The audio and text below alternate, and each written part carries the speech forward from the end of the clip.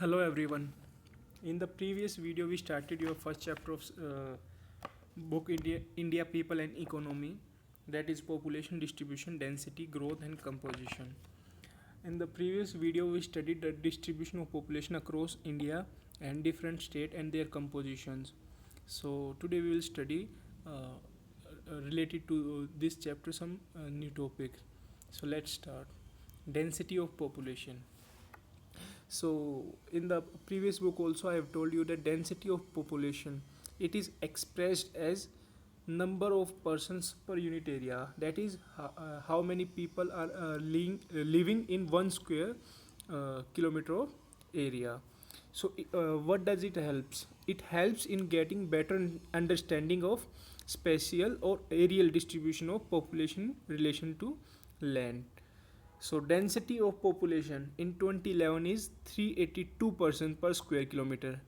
What does it mean is that in 1 square kilometer of area, the average 382 person live in India. So there can be some large number living in some particular area, and there can be some low number of uh, persons living in per square kilometer area. For example, in NCR, that is National Capital Territory of Delhi, 11,297 uh, peoples live in 1 square kilometer of area, whereas in Arunachal Pradesh they are just 17 person per square kilometer of area which lives there. So there are many factors which we have previously studied, that is physical and socio-economic and historical factors uh, which helps in human settlement and development in specific area. So there can be various reasons. So in 1951, the density of population of India was 117%, those live in 1 square kilometer area, and from 1951 it increased almost 200, more than 200 persons in the last 50 or 60 years, from 117 to 382 person living in 1 square kilometer area in 2011. So there are various states which have which have difference in density of population, as I have told you as I have given you the example of NCR and Arunachal Pradesh. Among northern states, Bihar has highest density, that is 1102 persons live in 1 square kilometer of area. Then West Bengal 1029, Uttar Pradesh 828 have higher density, while in southern states Kerala and Tamil Nadu have higher density as comparison to other state, that is Karnataka, Telangana, Andhra Pradesh. In Kerala, it's 859 people live in 1 square kilometer of area, whereas in Tamil Nadu 555 people lives in area. So some more northern plainer states like Haryana, Punjab, Gujarat, they have modern densities, while the hilly states or Himalayan region states and northeastern states, they have relatively low densities, while the union territories have very high density of population except Andaman Nicobar Island. So there are various features relating to this, that is physical and socio-economic and historical features which influence this factor. So look at this map. The map gives us the density of population overview in 2011. So we have taken five type of factors distribution of density in various areas. That is, first, about 1200 one person in per square kilometer area. So they are mostly the major cities like NCR area, then Madras, Pondicherry, and some city in Kerala. Then from 801 to 1200, there are states like Kerala, Uttar Pradesh, Bihar, West Bengal. And then from 401 to 800, states like Punjab and Haryana, Jharkhand. And from 101 to 400, so mostly states are in this in this category, that is Gujarat, Madhya Pradesh, Rajasthan, Maharashtra, Telangana, Andhra Pradesh.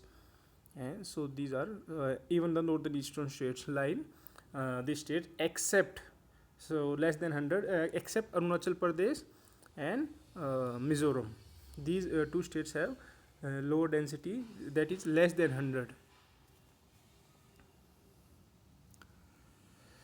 So physiological density is total population divided by net cultivated area.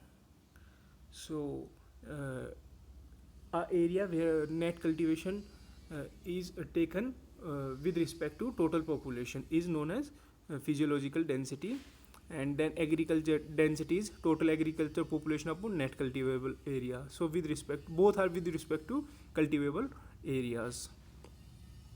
So agriculture population includes cultivator and agriculture laborers and their family members. So next topic is growth of population.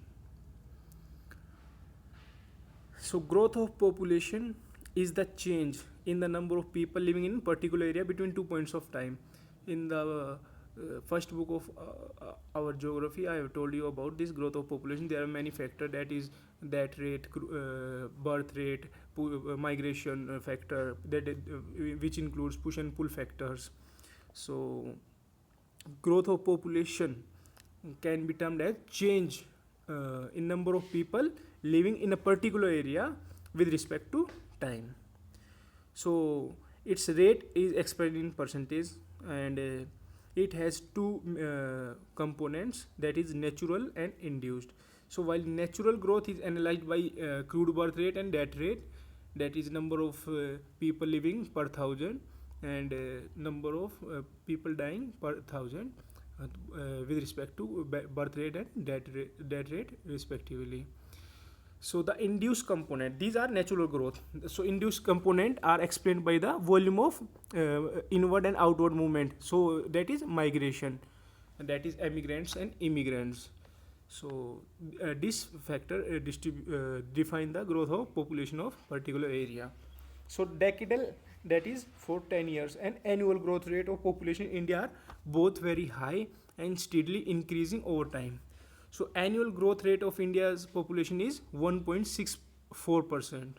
So how India is growing with respect to population is, that is 1.64% with respect to in 2011 year.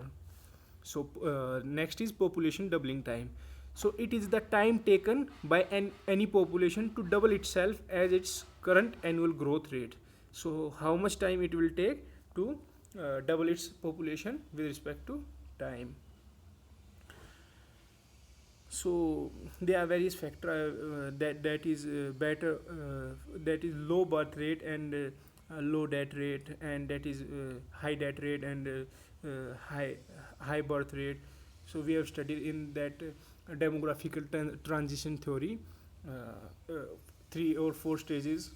So this topic is related to that demographic transition theory. So in this table, decadal growth rate in India, there has been comparison between from 1901 to 2011. So look at factor that is from 1921. So here percentage of growth was in minus. So that was the only decade where percentage of where growth of population was in negative.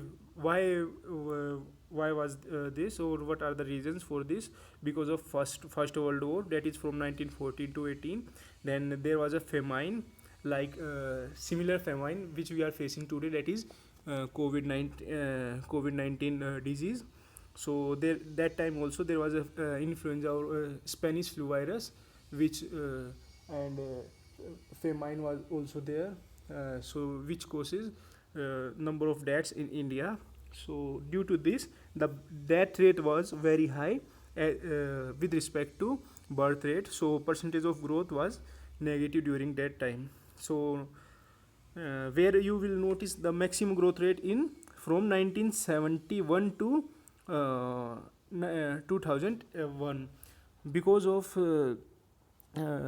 famine during 1960-70. So here also so there are various factors during 1961 to 1981, that is migration was also there, international migration especially uh, when the partition of West Pakistan and East Pakistan took place, and formation of Bangladesh, many Bangladeshis came to India and they settled here, and even the Tibetan uh, they also migrated in India. When Dalai Lama reached here with its hundred of thousand of followers, and even from people from Nepal and Pakistan, they contribute to the high growth rate during this period. So that time also mortality rate was falling, but what was that fertility rate? Fertility rate means number of people taking birth, or with respect to crude birth rate. So that time birth rate was very high. So this become the major factor for growth rate during this period. Look at these four phases. I have told you about the phase 1 and phase 3. So there is one more aspect regarding phase 1. As I have told you, there are poor health, medical services, and illiteracy of people, and inefficient distribution of system food, which resulted the minus growth rate during 1901 to 1921 decade era. So in phase 2, that is 1921 to 1951, it is referred as a period of steady population growth, as overall improvement in health and sanitation through the country brought down the mortality rate. So mortality rate was down during that time because of better facilities of health and sanitation, and same time better transport and communication system, improved distribution system. So crude birth rate remained high during that time. In the phase 3 I have already described you. Next is phase 4, that is from 1981 to present condition. So the growth rate of country's population through remained high, as we have shown in that previous table. So a downward trend of crude birth rate is held responsible for such a population growth. So there was increase in the mean age at marriage, improved quality of life, particularly education of females in the country. So the growth rate of population is still high in our country.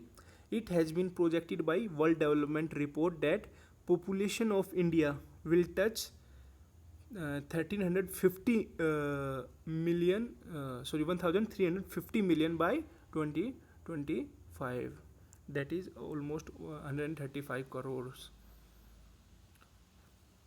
So these are some case studies regarding the previous table. So look at this map. This map shows us the growth of population from 2001 to 11, that is in the last decade when census took place. So about 25, there are 4 states which have growth rate about 25, that is Bihar, because of illiteracy and poor education facilities. Here birth rate is very high, so and growth rate is also high with respect to this. And then Arunachal Pradesh, Meghalaya, these are the states which have about 25% growth rate. And the state which have less than 10, that is Kerala, because of high literacy rate, education of women, better health and sanitation facilities. Even Goa is also in this category. And next is between 20 to 25.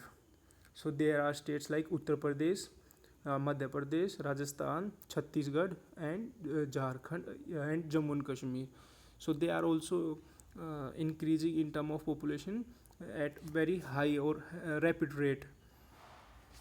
And states like Andhra Pradesh, Telangana, Odisha, West Bengal, Punjab, Himachal, they are increasing in at moderate rate. So just look these two map carefully and observe all the factors or all the indicators which have been given by these two maps. So thank you, children.